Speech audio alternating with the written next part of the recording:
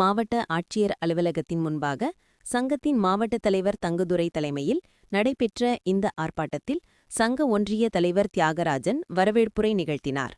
தொடர்ந்து தூய்மை காவலர்களின் மாதாந்திர ஊதியத்தை 10,000 ரூபாயாக உயர்த்தி ஊராட்சி மூலம் ஊதியத்தை வழங்கிட வேண்டும், மேல்நிலை நீர்த்தேக்க தொட்டி இயக்குபவர்களின் பணிக்காலத்தினை கருத்தில் கொண்டு சிறப்பு காலமுறை ஊதியம் 15,000 வழங்கிட வேண்டும், கிராம சுகாதார ஊக்குநர்களுக்கு மாதம் 10,000 ரூபாய் ஊரம் வழங்கிட வேண்டும் உள்ளிட்ட 10 அம்ச கோரிக்கைகளை வலியுறுத்தி கோஷங்கள் எழுப்பப்பட்டது.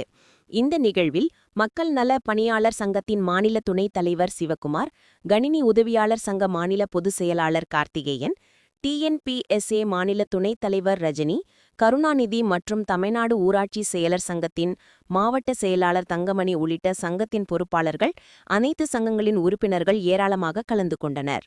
செய்திகளை உடனுக்குடன் தெரிந்து கொள்ள லைக் பண்ணுங்க, ஷேர் பண்ணுங்க, சப்ஸ்கிரைப் பண்ணுங்க, மறக்காம கமெண்ட் பண்ணுங்க.